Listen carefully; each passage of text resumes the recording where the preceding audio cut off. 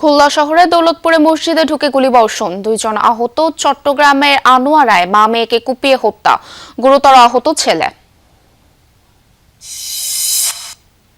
চুয়াডাঙ্গা ও কুড়িগ্রাম সীমান্ত দিয়ে পুশিনের চেষ্টা বিএসএফ এর, কঠোর অবস্থানে বিজিপি। কুষ্টিয়া বর্ডারে 3 দিন ধরে 12 জন শূন্যরেখায়।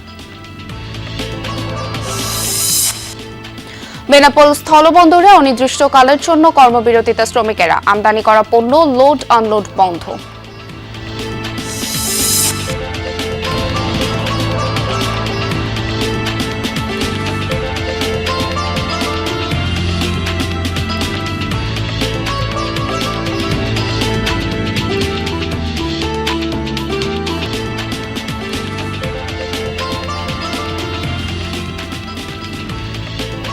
আমন্ত্রণ সংবাদ সারা দেশে, আপনাদের সঙ্গে আছি আমি স্নিগ্ধ পুরবী। এতক্ষণ শিরোনাম দেখছিলেন, এবারে জানিয়ে দেব পুরো খবর। খুলনা শহরের একটি মসজিদে ঢুকে গুলি ছুড়েছে দুর্বৃত্তরা, এতে আহত হয়েছেন 2 জন।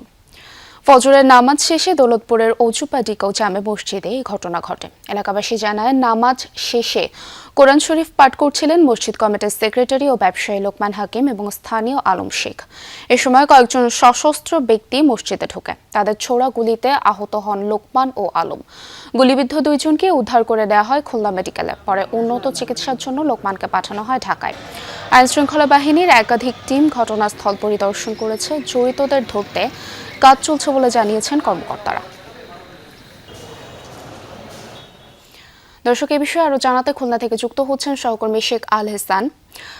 এহসান, এই গুলিগোলার যে ঘটনা, এর সম্পর্কে পুলিশ ও এলাকাবাসী কি বলছে, একটু বিস্তারিত জানাবেন।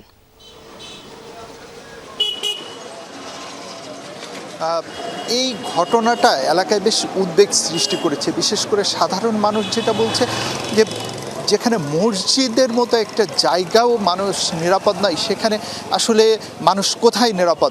খুলনায় কিন্তু সাম্প্রতিক সময়ে বা গণ অভ্যুত্থানের পর থেকে ব্যাপক খুন খারাপি চলছে এবং মানুষের ঘরের মধ্যে বা এতে খুনের ঘটনা ঘটেছে। এবারই প্রথম মসজিদের মধ্যে কোনো মানুষকে হত্যার উদ্দেশ্যে গুলি করা হয়েছে। যে লোকমান হাকিম, উনি এই এলাকারই ব্যবসায়ী এবং এই মসজিদের সেক্রেটারি। তিনি কিন্তু প্রায় 29 বছর ধরে এই মসজিদের দায়িত্ব পালন করছেন। এখানকার আমরা ইমামের সাথে কথা বলছিলাম, তিনি বলেছেন যে তারা নামাজ পড়ে কোরআন শরীফ পড়ছেন এবং এইটা নাকি উনি প্রতিদিনই এই কোরআন শরীফ পড়েন। আজকেও ঠিক সেভাবে কোরআন শরীফ পড়ছিলেন। পাশেই ছিলেন আলম নামের আরেকজন। তো সন্ত্রাসীরা এই রোড দিয়ে এসে ঢুকে খুব কাছ থেকে তাকে গুলি করেছে এবং যেটা জানা যাচ্ছে, লোকমানের শরীরে 4টা গুলির চিহ্ন পাওয়া গেছে এবং আলমের শরীরে 2টা গুলির চিহ্ন পাওয়া গেছে। তার মানে ব্যাপক একটা খুন, তাকে মেরে ফেলার উদ্দেশ্যেই কিন্তু এই হামলাটা করা হয়েছে। এলাকার মানুষ কিন্তু এতে ব্যাপক উদ্বিগ্ন। বিশেষ করে তারা বলছেন যে তাদের নিরাপত্তা কোথায়? যে নিরাপত্তার মসজিদ হচ্ছে একটি ধর্মীয় উপাসনালয়, সেখানে যদি সন্ত্রাসীরা গুলি করে মানুষ খুন করার মতো ঘটনা ঘটানোর প্রয়াস চালাতে পারে, তাহলে অন্য জায়গায় মানুষ নিরাপদ থাকবে কী করে? বিশেষ করে আরও একটা কথা বলছে যে আইন শৃঙ্খলা বাহিনীর নির্লিপ্ততায় কিন্তু এই ধরনের সন্ত্রাসী কর্মকাণ্ড বাড়ছে এবং মানুষ বেশি খুনের শিকার হচ্ছে। মানুষের মধ্যে এই আতঙ্ক আরও হয়তো কিছুদিন থাকবে। স্থানীয়রা যে কথা বলছেন, তারা যদি খুনিদের জন্য খুব দ্রুত শনাক্ত করা হয় এবং আইনের আওতায় নিয়ে আসা হয়, না হলে এই খুনিরা আরও বেশি খুনের বা অস্ত্রের মহড়া এলাকায় প্রদর্শন করতে পারে। বিশেষ করে আলম শাহের যে ব্যাপারটা বারবার আসছে, যে লোকমানের যে ব্যাপারটা এসেছে, যে উনি কিন্তু মসজিদের এই এলাকার একজন ভালো এবং বিশিষ্ট ব্যক্তি হিসেবে পরিচিত, তার কোনো শত্রু নেই, এমনটাই বলছেন এলাকাবাসী। পাশাপাশি বলছেন যে ব্যবসায়িক কোনো দ্বন্দ্বও তার নেই, তেমনটাই জানাচ্ছেন। প্রবী, ধন্যবাদ এহসান, বিস্তারিত জানছিলাম আপনার থেকে। চট্টগ্রামের আনোয়ারায় মা ও মেয়েকে কুপিয়ে হত্যা করা হয়েছে। গুরুতর আহত আরেক শিশু সন্তান হাসপাতালে ভর্তি। গতরাতে উপজেলার চেনাবতী বড়ুয়া পাড়ায় এই ঘটনা ঘটে। নিহতরা হলেন সুজন বড়ুয়ার স্ত্রী অ্যানি বড়ুয়া, 16 বছর বয়সী মেয়ে প্রিয়ন্তী বড়ুয়া। স্বজনরা জানায়, সুজন চট্টগ্রাম নগরীর একটি আবাসিক এলাকায় সিকিউরিটি গার্ডের চাকরি করেন। গতরাতে তিনি বাড়িতে ছিলেন না। গতরাতে চিৎকার শুনে প্রতিবেশীরা ওই বাড়িতে যান। এ সময় 5 বছর বয়সী ছেলে পিয়াস বড়ুয়াকে কোলে নিয়ে রক্তাক্ত অবস্থায় ঘর থেকে বেরিয়ে আসেন অ্যানি বড়ুয়া। ঘরের ভেতরে পড়েছিল প্রিয়ন্তীর মরদেহ। আহত মা ও ছেলেকে নেওয়া হয় হাসপাতালে। পরে চিকিৎসক অ্যানি বড়ুয়াকে মৃত ঘোষণা করেন। স্বজনদের অভিযোগ, চাচাতো ভাই তেজপ্রিয় বড়ুয়ার সাথে টাকা পয়সা নিয়ে বিরোধ চলছে সুজনের। এরই জের ধরে এই হত্যাকাণ্ড। মৃত্যুর আগে অ্যানি তেজপ্রিয়র নামও বলেছেন, এমনটাই দাবি স্বজনদের। বিষয়টি তদন্ত করে দেখা হচ্ছে বলে জানিয়েছেন পুলিশ। বিষয়ে আরো জানাতে চট্টগ্রাম থেকে যুক্ত হচ্ছেন সহকর্মী জোবায়েদ ইবনে শাহাদাত। জোবায়েদ, এই হত্যাকাণ্ডের বিষয়ে পুলিশ ও স্বজনরা কি বলছেন?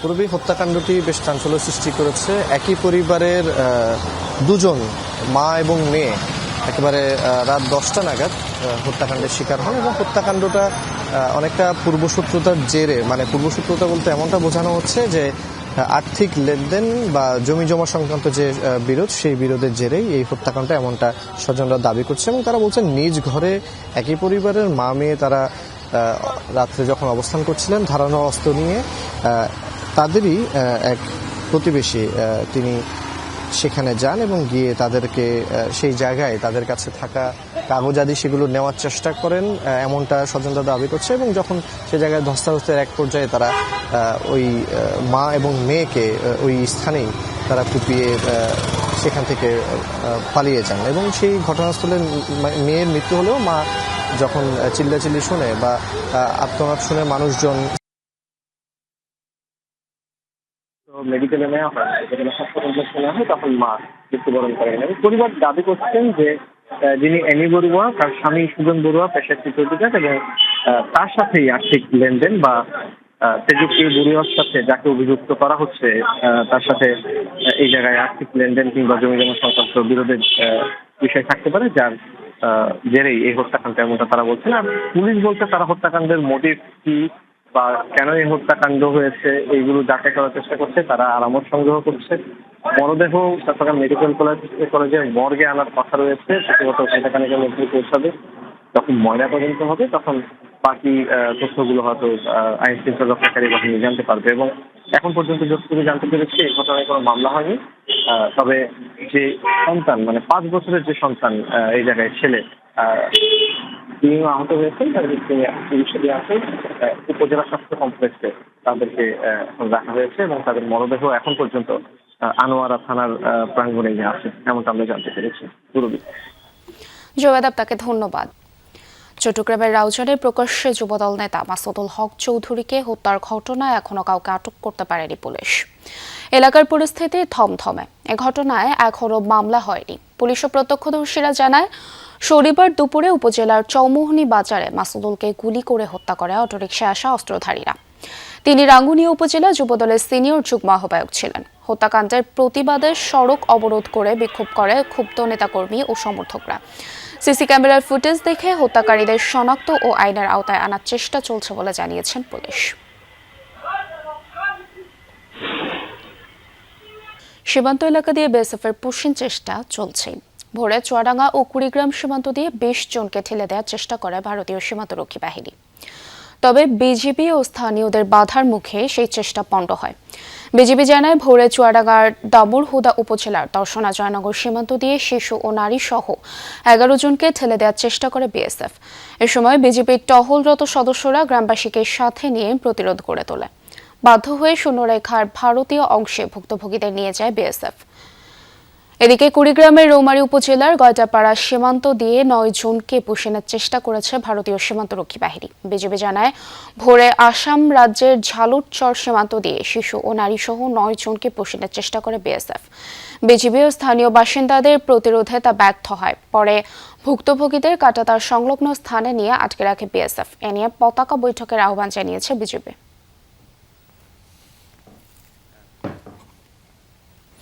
চুয়াডাঙ্গার সীমান্ত এলাকায় আছেন সহকর্মী জিসান আহমেদ, সরাসরি যাচ্ছি তার কাছে।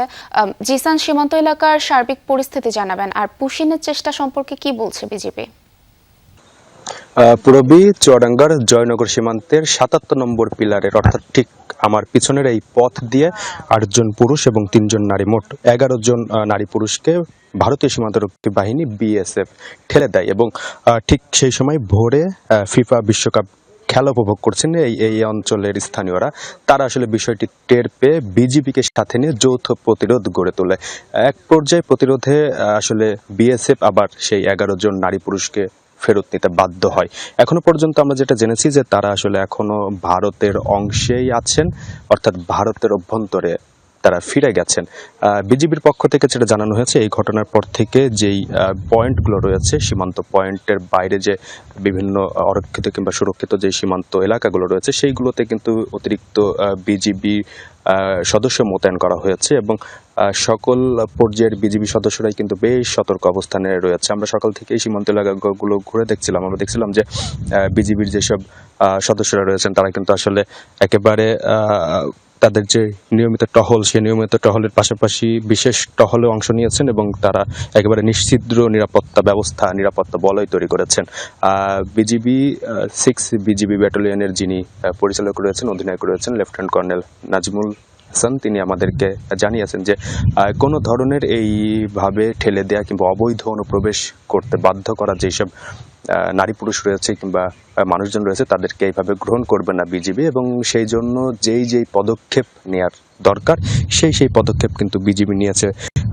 সেই জায়গা থেকে আসলে বিজিবিও কিন্তু বেশ সতর্ক রয়েছে। বিজিবির পাশাপাশি এই অঞ্চলের সাধারণ মানুষ যারা রয়েছেন, বিভিন্ন শ্রেণী পেশার মানুষ যারা রয়েছেন, তারাও কিন্তু বেশ সতর্ক অবস্থানে রয়েছেন। ফলে এক প্রকার আমরা দেখছি যে বিজিবি এবং সাধারণ মানুষের মধ্যে যৌথ একটি সম্পর্ক তৈরি হয়েছে, যে এই যে সীমান্ত সুরক্ষার বিষয়টিকে কেন্দ্র করে এখনো পর্যন্ত যে পরিস্থিতি বলা যায় যে এখনো পর্যন্ত এই এলাকাগুলো স্বাভাবিক রয়েছে এবং যে কোনো মূল্যেই এই অবৈধ পুশিন নিয়ন্ত্রণ করতে কিন্তু বিজিবি সতর্ক অবস্থায় রয়েছে। পূরবী, ধন্যবাদ জিসান আপনাকে। কুষ্টিয়া দৌলতপুর উপজেলার প্রায় ৪৬ কিলোমিটার কাঁটাতারবিহীন অরক্ষিত সীমান্ত এলাকা। দুর্গম এলাকায় গভীর রাতে হয়ে ওঠে আরও অনিরাপদ। ফলে পরিস্থিতি সামলাতে বেগ পেতে হয় বিজিবিকে। মাদক চোরাচালানের অন্যতম রুট হিসাবে পরিচিত মহিষকুণ্ডী প্রাকপুর এলাকার সীমান্ত। সম্প্রতি পুশিনের ঘটনায় আরও উদ্বিগ্ন স্থানীয়রা। আরও জানাচ্ছেন সহকর্মী রুহুল আমিন বাবু। মাথাভাঙ্গা নামের এই নদীটি বিভাজন করেছে দুই দেশের সীমান্ত। ওপারে ভারত, এপারে বাংলাদেশ। ভৌগোলিক চাপে যেন পিষ্ট হয়ে সরু ক্যানেলে পরিণত হয়েছে নদীটি।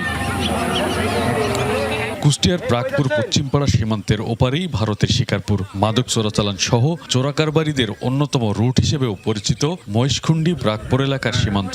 দুদিন দুই রাত ধরে এই সীমান্তের শূন্যরেখায় আটকে আছেন নারী শিশু সহ 12 জন। ইন্ডিয়ার থেকে বেশ কটা লোক আসছে, মাঠের মধ্যে আছে।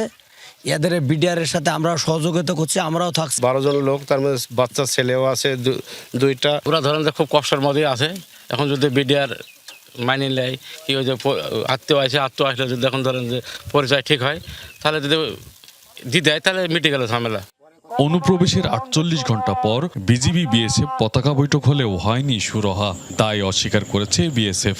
তাদেরকে আমরা জানিয়েছি তারা ইন্ডিয়া থেকে এসেছে এবং ইন্ডিয়ান ভূখণ্ডে অবস্থান করতেছে। তাদেরকে তাদের তার কাটার ভিতরে নেওয়ার জন্য বলেছি।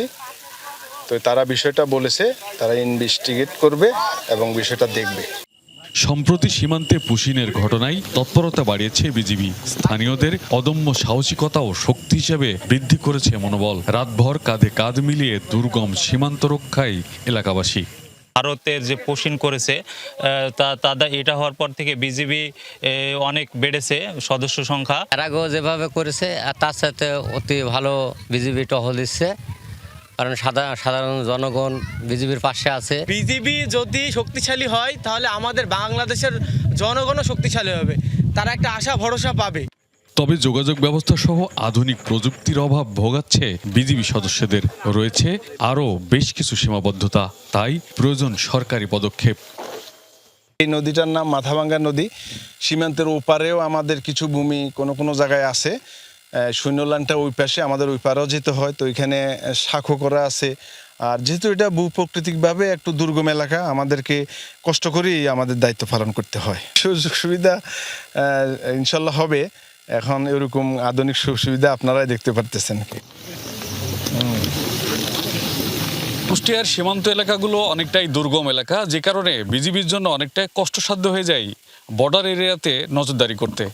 তবে তাদের নানা সংকট থাকা সত্ত্বেও এই অবস্থাতেই গ্রামবাসীকে সাথে নিয়ে সম্প্রতি পুশিনের ঘটনায় তারা নজরদারি বাড়িয়েছে সীমান্ত এলাকাগুলোতে। তবে বিজিবিকে আধুনিকায়ন করা সহ তাদের সকল সুযোগ সুবিধা দেওয়ার দাবি জানিয়েছেন স্থানীয় এলাকাবাসী। রুহুল আমিন বাবু, যমুনা নিউজ, কুষ্টিয়া। ব্রাহ্মণবাড়িয়ার আশুগঞ্জে এক কিশোরীকে সংঘবদ্ধ ধর্ষণের অভিযোগ উঠেছে। শনিবার সন্ধ্যায় ব্রাহ্মণবাড়িয়া 250 শয্যা বিশিষ্ট জেনারেল হাসপাতালে ভর্তি করা হয় ভুক্তভোগীকে। স্বজনদের অভিযোগ, গত বুধবার আশুগঞ্জ উপজেলার শহরের কলাবাগান এলাকায় বাড়ির পাশের দোকান থেকে পাউরুটি কিনতে চায় ওই কিশোরী। এ সময় স্থানীয় কয়েকজন যুবক তাকে পাশের একটি ভবনে নিয়ে সংঘবদ্ধ ধর্ষণ করে। বিষয়টি কাউকে জানালে পরিবারের সদস্যদের হত্যার হুমকি দেওয়া হয়। পরে গুরুতর অসুস্থ হয়ে পড়লে ভুক্তভোগীকে হাসপাতালে ভর্তি করা হয়। লিখিত অভিযোগ পেলে প্রয়োজনীয় ব্যবস্থা নেওয়ার আশ্বাস দিয়েছে পুলিশ। হাম উপসর্গে থামছে না মৃত্যু। গত 24 ঘন্টায় ময়মনসিংহ ও সিলেটে আরও 2 শিশু মারা গেছে। প্রাদুর্ভাব শুরুর পর থেকে এ পর্যন্ত সিলেটে হাম ও উপসর্গ নিয়ে প্রাণ গেছে 69 জনের।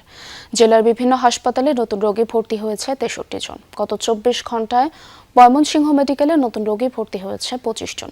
চিকিৎসাধীন আরও 96 রোগী। হামে আক্রান্ত রোগীদের ভিড় রয়েছে বরিশাল, চট্টগ্রাম, রাজশাহী, রংপুর ও খুলনার বিভিন্ন হাসপাতালে। কোথাও কোথাও আইসোলেশন ওয়ার্ডে শয্যা সংকট হওয়ায় রোগী ও স্বজনদের ভোগান্তি বেড়েছে। তবে হাম নিয়ে আতঙ্কিত না হয়ে সতর্ক থাকার পরামর্শ চিকিৎসকদের। বিভিন্ন দাবিতে অনির্দিষ্টকালের কর্মবিরতি পালন করছে বেনাপোল স্থল বন্দরের হ্যান্ডেলিং শ্রমিকরা। এতে আমদানি করা বিভিন্ন পণ্যের লোড আনলোড কার্যক্রম বন্ধ রয়েছে। সকালে বন্দরের হ্যান্ডেলিং শ্রমিক ইউনিয়ন অফিসের সামনে জড়ো হন আন্দোলনকারীরা। এ সময় তারা জানান, বন্দরে ভারী যন্ত্রপাতি ও অন্যান্য পণ্য ওঠানামার জন্য ক্রেন ও ফর্কলিফটের উপর নির্ভর করতে হয়, কিন্তু চাহিদার তুলনায় এসব যন্ত্রপাতির সংখ্যা অনেক কম। এজন্য গভীর রাত পর্যন্ত, কখনো কখনো সকাল পর্যন্ত কাজ করতে হয় শ্রমিকদের। দীর্ঘদিন ধরে এসব সমস্যার কথা কর্তৃপক্ষকে জানানো হলেও কার্যকর উদ্যোগ নেওয়া হয়নি। ক্রেন সংকট নিরসন, ফর্কলিফট সরবরাহ, মজুরি বৃদ্ধি, শ্রমিক নিরাপত্তা নিশ্চিতকরণ সহ দুর্ঘটনায় ক্ষতিগ্রস্ত শ্রমিকদের ক্ষতিপূরণের দাবিতে কর্মবিরতি শুরু করেছে শ্রমিকরা। আহত নিহত কোনো শ্রমিকই তারা দেখভাল করে না, তারা এখানে কোনো সরঞ্জাম দেয় না, এখানে কোনো শ্রমিকের খোঁজ খবর নেয় না। আমাদের 35 টাকা দিতে হবে ম্যানুয়ালে, আর ইকুইপমেন্টে দিতে হবে 30 টাকা। না দেওয়া বন্ধ, শ্রমিকদের কর্মবিরতি এইভাবে চলতেই। বন্দর কর্তৃপক্ষ বারবার মেসেজ দেয় সকাল সন্ধ্যা কাজ করলেই হবে, কিন্তু আমাদের তো কাল রাত দিন 24 ঘন্টা করতে হয়। নতুন করে বৃষ্টি না হওয়ায় শেরপুরে বিভিন্ন নদ নদীর পানি কমতে শুরু করেছে। মহারশী, সোমেশ্বরী ও চেল্লাখালী নদীর পানি বিপদসীমার নিচ দিয়ে প্রবাহিত হচ্ছে। গত রাত থেকে বৃষ্টি না হওয়ায় ঢলের পানি একেবারেই নেমে যায়। নিম্নাঞ্চলের কিছু জায়গায় পানি থাকলেও তেমন ক্ষয়ক্ষতির শঙ্কা নেই জানিয়েছেন কৃষি বিভাগ। তবে এলাকাবাসীর দাবি, ঢলের পানিতে ঘের থেকে লাখ লাখ টাকার মাছ বেরিয়ে গেছে। ক্ষতিগ্রস্ত কাংসা ও ঝিনাইগাতির বিভিন্ন ব্যবসা প্রতিষ্ঠান ও সবজি ক্ষেত। ক্ষয়ক্ষতি নিরূপণে কাজ করছে সংশ্লিষ্টরা। বড় পর্দায় বিশ্বকাপ ফুটবল ব্রাজিল মরক্কো ম্যাচ দেখার সময় কথা কাটাকাটির জেরে রাজশাহী বিশ্ববিদ্যালয়ের দুদল শিক্ষার্থীর মধ্যে মারামারি হয়েছে। সকাল 6টার দিকে বিশ্ববিদ্যালয়ের শহীদ হবিবুর রহমান হলের মাঠে এ ঘটনা ঘটে। প্রত্যক্ষদর্শীরা জানান, মাঠে বড় পর্দায় বিশ্বকাপ দেখার ব্যবস্থা করে রাকসু। ভোর থেকেই ব্রাজিল মরক্কো ম্যাচ দেখতে সেখানে ভিড় করে ছাত্ররা। দ্বিতীয়ার্ধে খেলা দেখার সময় সুবিধাজনক জায়গায় দাঁড়ানো নিয়ে ব্যবসায় শিক্ষা অনুষদ ও ফলিত গণিত বিভাগের কয়েকজন শিক্ষার্থীর মধ্যে কথা কাটাকাটি হয়। এক পর্যায়ে মারামারিতে জড়ায় দুপক্ষ। পরে অন্য ছাত্রদের হস্তক্ষেপে হলে ফিরে যায় তারা।